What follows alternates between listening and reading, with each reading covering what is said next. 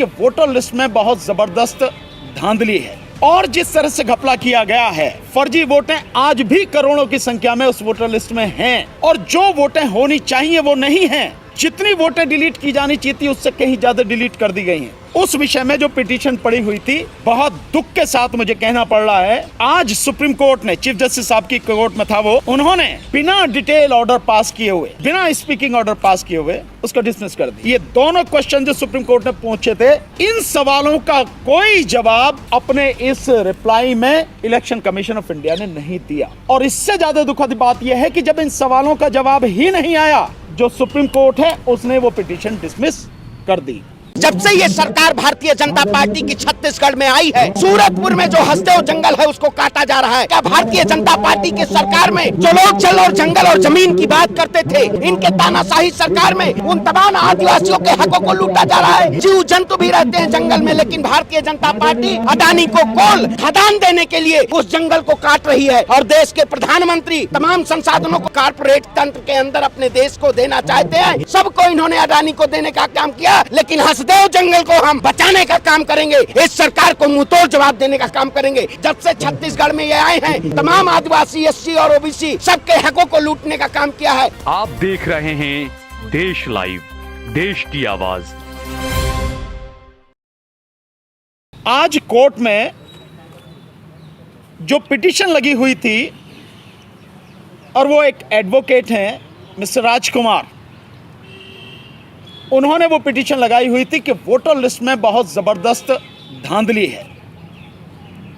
मैं उसका एक पेपर आप सबको दूंगा आज, ताकि आप अपने आप डिटेल में उसको एनालाइज कर सकें, उसके विषय में जान सकें कि हम जो कह रहे हैं वो एक एक शब्द हमारा सही है। और जिस तरह से घपला किया गया है, फर्जी वोटें आज भी करोड़ों की संख्या में उस वोटर लिस्ट में हैं और जो वोटें होनी चाहिए वो नहीं हैं। जितनी वोटें डिलीट की जानी चाहिए थी उससे कहीं ज़्यादा डिलीट कर दी गई हैं।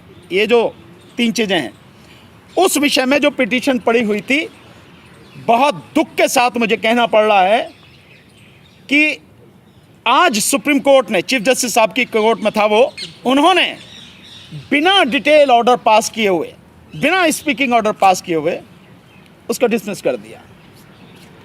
दो चीज़ें, पीछे 5 तारीख को जब ये पिटीशन लगा हुआ था, सो 2 सवाल सुप्रीम कोर्ट ने पूछे थे इलेक्शन कमीशन ऑफ इंडिया से। एक सवाल ये था कि जो चीफ इलेक्टोरल ऑफिसर हैं, उन्हें जो फॉर्मेट उन्होंने जारी किया, उस फॉर्मेट में इस बात का कहीं कोई कॉलम नहीं है कि जो फर्जी वोटें हैं वो किस आधार पर हैं और उनको काटा गया है, नहीं काटा गया, उनको डिलीट किया गया, नहीं किया गया। ये कॉलम ही नहीं है। तो जब कॉलम नहीं है तो हाउस टू हाउस जब फिजिकल सर्वे हो रहा है तो कैसे पता लगेगी? कॉलम होगा तो पता लगाया जाएगा ना। वो कॉलम ही नहीं है, इसके विषय में बताएं।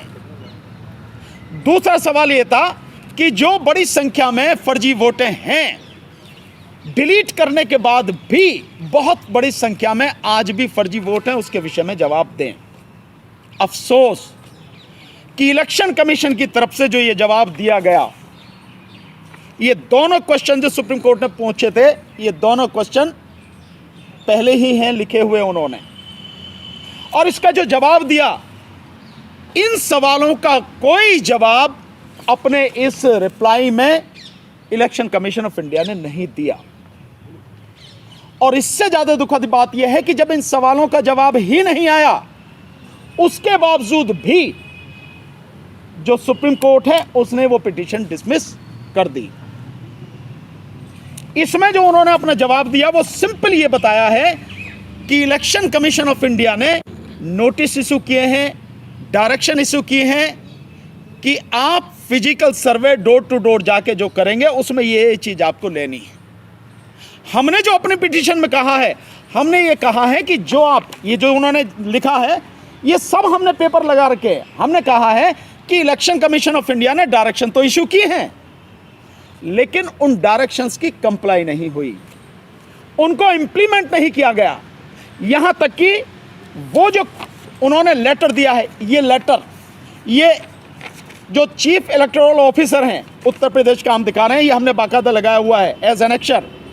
इसमें उन्होंने कहीं भी ये जो पैरा लिखा है, पैरा 4, उसमें जो जो चीज़ें लिखी हैं मैं बता रहा हूँ। इस संबंध में मुझे ये कहना है कि बूथ लेवल अधिकारियों द्वारा मतदाताओं के दिनांक 21/7/2023 से 21/8/2023 तक घर घर भौतिक सत्यापन की कार्रवाई के दौरान 70 वर्ष से अधिक आयु के मतदाताओं, एक तो ये आ गया, दूसरा मृतक मतदाताओं, तीसरा निवास परिवर्तित किए गए मतदाताओं, और चौथा 18 से 19 आयु वर्ग के मतदाताओं के सत्यापन के बारे में निर्धारित प्रारूप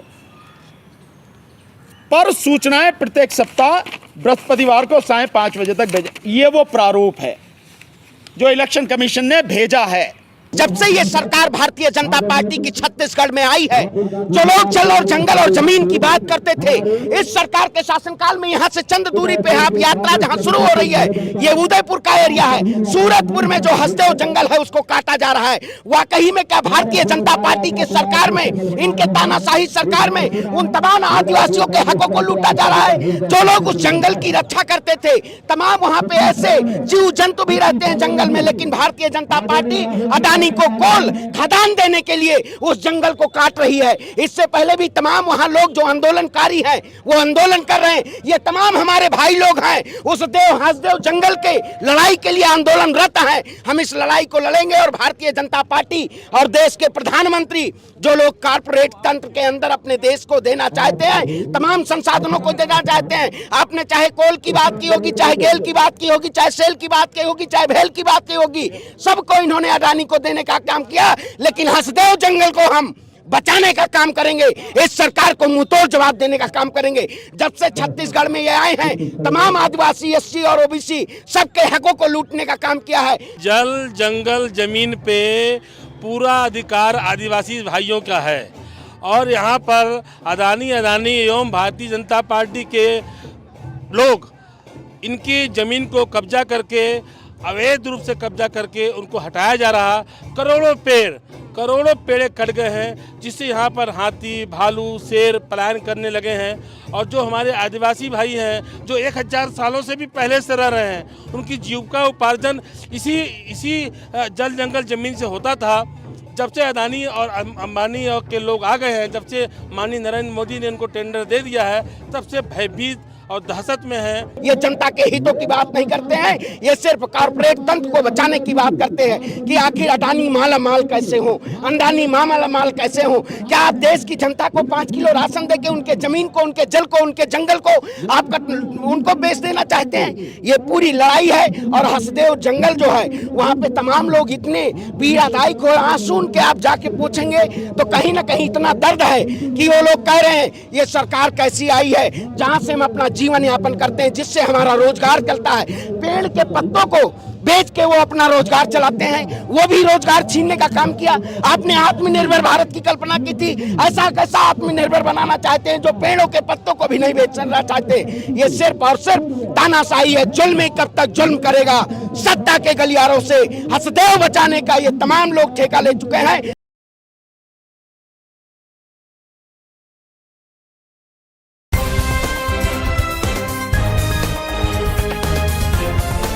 देश और दुनिया की तमाम छोटी और बड़ी खबरों के लिए हमारे चैनल को सब्सक्राइब करना न भूलें और बेल का बटन जरूर दबाएं।